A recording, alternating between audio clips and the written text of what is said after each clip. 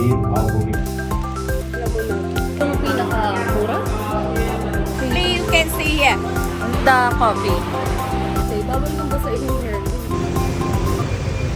So ngayon, day 2 na namin dito sa Hanoi and pupunta kami ng Halong Bay. Nagbook kami sa Klook para mas makatipid. Kasi ang dami ring offer dito ng Halong Bay pero mas okay talaga sa Klook, guys. Anti-scam din.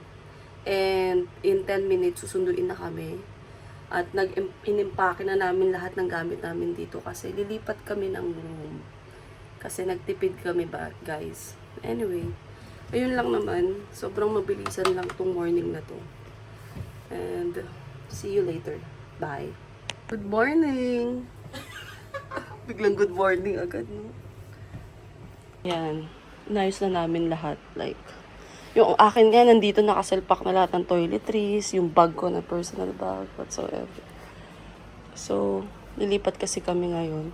Kaya, kailangan naming mag-ayos na agad. Waiting kami sa bus, papuntang Halong Bay. Dito na yung sundo namin. How are you today? Good, how are you? Very good. Nice one. So, this is the bus, right? Sinundo na kami, be. Wala pang kilay-kilay. Saan tayo? Ang feeling namin sa part na bus pala, hindi pala namin bus yun. Ang feeling, kaya naman laman.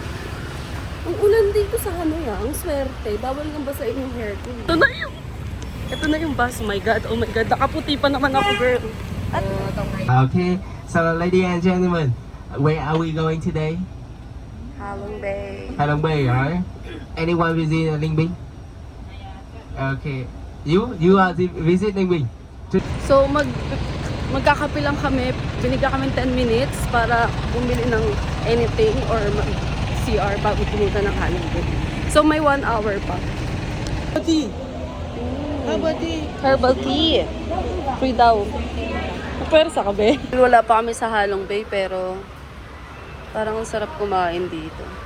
Pinatry sa amin yung doon, yung mga tea. Let's see. You want some coffee? Yeah, I want coffee and some snacks. Ang binili namin. Ewan ko, pork quail to. Feeling ko one of the small to. Dito yung gusto natin. Anyway. Tapos bumili kami rin ng Vietnamese coffee. Wala kaming choice. Ang hirap. Oh yeah. Sorry na ate. Alam ko na pressure cut na muna. Parang mas deserve natin to. Ayan o. Oh. Sarap. Team match. Yeah. Watch walk. Yeah. Ewan ko ba.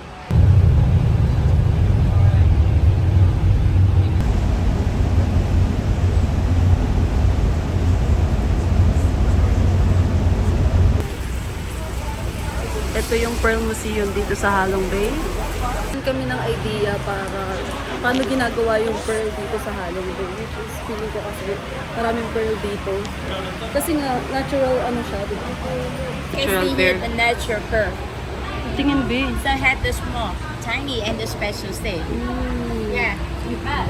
Nowadays, you want more the perfect pearl, perfect shape. So that the meet the whole BT Moto. Other pearl. Yeah, it's a seed pearl. Yeah. The culture pearl with you, the pearl. Yeah, the core, the material from the style is the mother pearl. Mother pearl. How long are 18 months old? 18 months old. In now time for the culture. The first step. Finishing cut off the metal or membrane membrane. Membrane Puta, wala na ako naintindihan. membrane like this. And then because a mental tissue is served as the catalyst.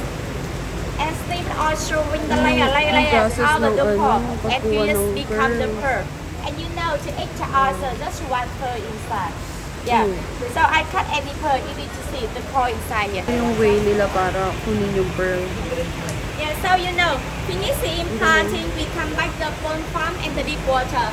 After sobrang that, careful maybe sila. oyster still live, maybe die. Maybe yeah, oyster. Maybe hacker or not. Maybe the core A or the B. Yeah, see open, we know it. Yeah, please. Ito yata yung paggawa ng pearl.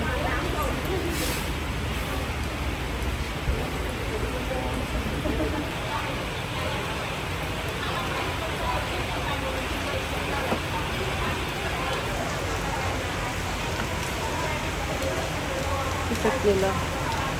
Kung ano yung makukuha nila. Yeah, we have here. Yes. We have best one here. But let me check. Please, you can see here. What do you think? This one, the good quality or the medium quality?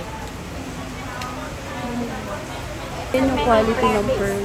And Kapag not green, white. maganda. That's mean Maganda ba yung maybe D the o double pangit? A medium.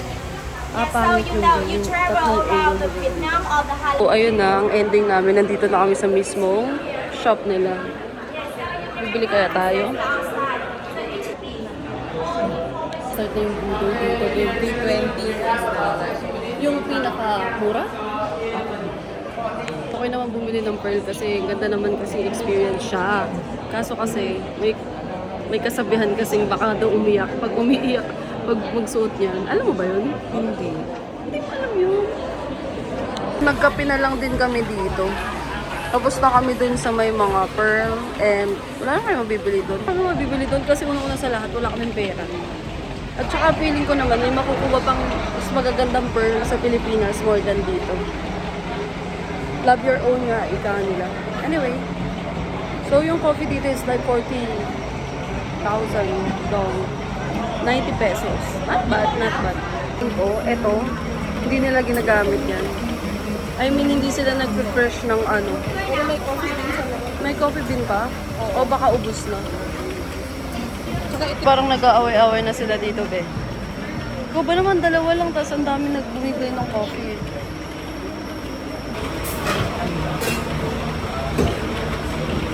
Thank you. Ito na yun. Ito na yung 40 pesos. 40,000. The coffee. Parang, ito yung tatalo sa aming dalawa. Maliit lang siya pero mukhang talo kami para sa amin sa Pilipinas. Like real quick.